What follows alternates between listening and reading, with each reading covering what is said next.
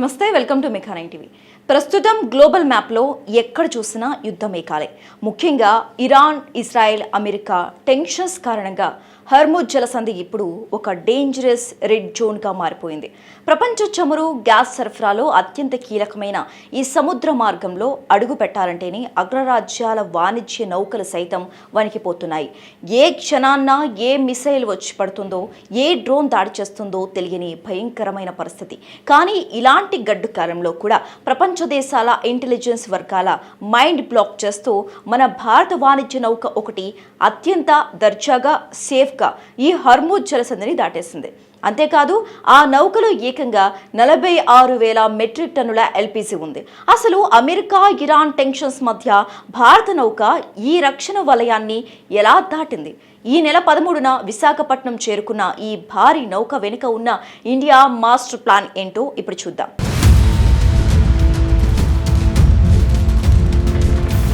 యుద్ధాలు జరుగుతున్నప్పుడు ఏ దేశమైనా ముందుగా ఎదుర్కొనే అతిపెద్ద సంక్షోభం ఇంధన కొరత. చమురు, గ్యాస్ సప్లై ఆగిపోతే దేశం మొత్తం చీకట్లోకి వెళ్ళిపోతోంది. ఇండియా ప్రపంచంలోనే అత్యధికంగా ఎల్పీజీని దిగుమతి చేసుకునే దేశాల్లో ఒకటి.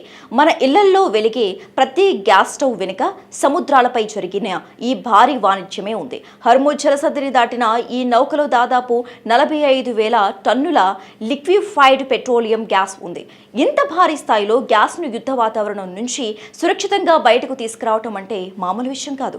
మిగతా దేశాల షిప్పింగ్ కంపెనీల భయంతో రూట్లు మార్చుకుని ఇన్సూరెన్స్లు, ప్రీమియంలు భరించలేక విలవెల్లాడుతుంటే భారత్ మాత్రం తనకున్న బలమైన వ్యూహంతో ఈ గ్రేట్ గ్యాస్ బై ఆపరేషన్ను సక్సెస్ చేసింది.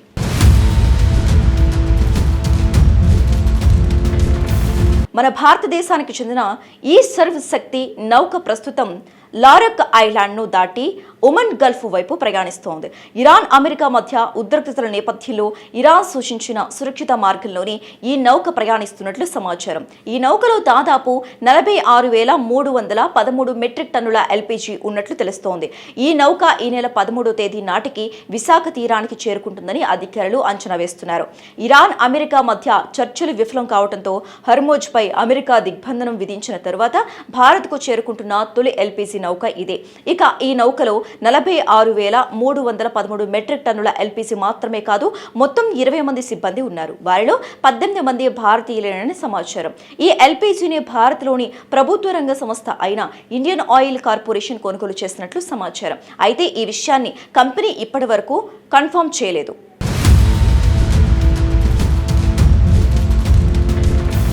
హర్ముజ్ జలసంధిని కాపలా కాస్తున్న ఇరాన్ నావీ కానీ, అక్కడ గస్తీ తిరుగుతున్న అమెరికా యుద్ధ నౌకలు కానీ భారతీయ వాణిజ్య నౌకను ఎందుకు టార్గెట్ చేయలేదు అంటే, మిడిల్ ఈస్ట్లోని దేశాలతో మనకు బలమైన వాణిజ్య సంబంధాలు ఉన్నాయి. అమెరికాతో కూడా కీలకమైన వ్యూహాత్మక భాగస్వామ్యం ఉంది. ప్రపంచం మొత్తం 2 వర్గాలుగా విడిపోయి కొట్టుకుంటున్నా ఇండియా మాత్రం తన ఇంధన భద్రతే ముఖ్యమని ఏ దేశం పక్షం వహించకుండా స్ట్రాంగ్గా నిలబడింది. ఈ తటస్థ వైఖరి వల్లే భారతీయ నౌకలను ఏ వైపు నుంచి కూడా అడ్డుకునే సాహసం ఎవరూ చేయలేకపోతున్నారు. ఒకవేళ హర్ముజ్ జలసంధి బ్లాక్ అయితే ప్రపంచ ఎల్పీజీ సప్లై చైన్ దారుణంగా దెబ్బతింటుంది. కానీ ఇండియా ఆ రిస్క్ ను అత్యంత చాకచక్యంగా హ్యాండిల్ చేస్తోంది.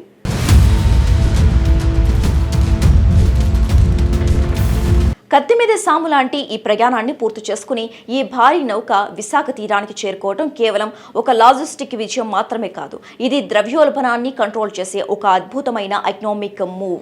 పెట్రోల్, గ్యాస్ రేట్లు పెరిగితే సామాన్యుడి జేబుకు చిల్లు పడుతోంది. ఇంటర్నేషనల్ మార్కెట్లో ఎన్ని టెన్షన్స్ ఉన్నా దేశీయంగా గ్యాస్ కొరత రాకుండా చూడటానికి అరేబియా సముద్రం మీదుగా ఈ కార్గోను తీసుకురావడం అత్యంత కీలకం.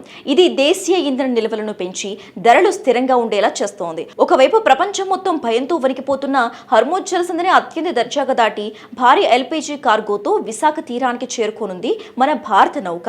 అగ్రరాజ్యాల మధ్య ఆధిపత్య పోరు నడుస్తున్న మన దేశ ఇంధన అవసరాల కోసం ఇండియా వేసిన ఈ మాస్టర్ స్కెచ్ అద్భుతం.